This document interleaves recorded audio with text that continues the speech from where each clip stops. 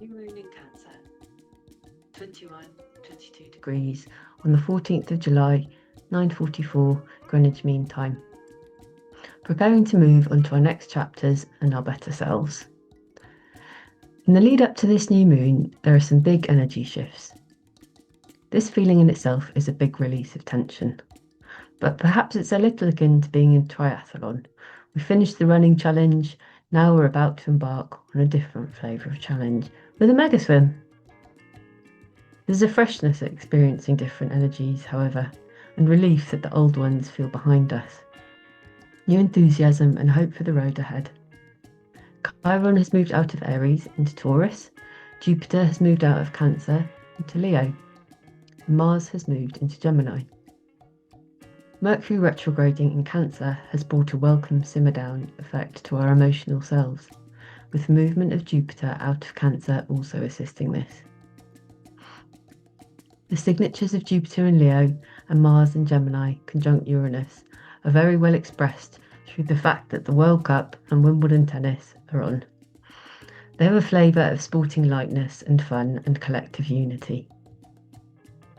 Jupiter in Leo is still being qualified by an opposition to Pluto, however, so this brings a heavy energy hanging over us, a little more sinister and controlling. Like this positive, light and unifying energy might serve as the perfect opportunity for something more shocking and deeply metamorphic. We also have the eclipses just around the corner, and these eclipses have Pluto in Aquarius opposing this happy-go-lucky Jupiter in Leo. It is the caterpillar to butterfly time. The time has arrived. A new collective consciousness is about to be birthed, and how the birth will go is not entirely clear. Venus in Virgo plays a big part in deciding on how this birthing process goes. She's at the apex of a yod or finger of fate, while simultaneously being on the South Node. Our individual discernment and karma in our past selves' discernment will play a big part now. How discerning we have been in the past will be coming up for its grading. Have we been in denial? Have we been lying to ourselves and others? Have we been overly critical of ourselves? Have we not been critical enough? Have we been too critical of others, or letting their bad habits fly too easily? It's crunch time for all of this. We'll be judged on how discerning and attentive to detail we've been or haven't been and face the consequences. And it's a big moment of adjusting to a new reality. None of us will have done it quite right. A moment of understanding we are not really in control, but what we do still have is a massive impact on the outcome of the situation that we must surrender to.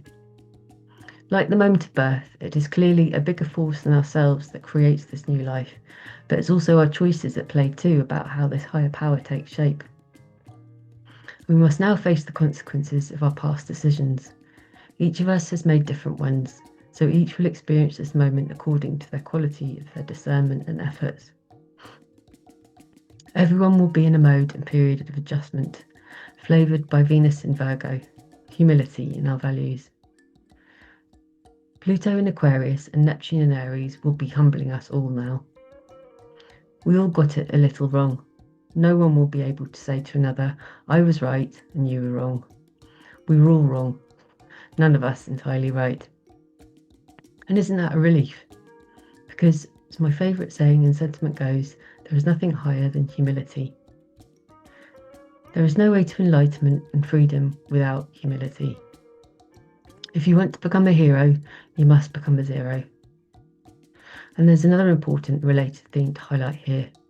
Our egos, the negative, the self-serving aspects of ourselves and others, the self-serving parts of ourselves, the self-serving parts of society, will try to hijack everything right up until the moment of no return, self-realisation, in desperate attempts to save itself. No trick will be left untried.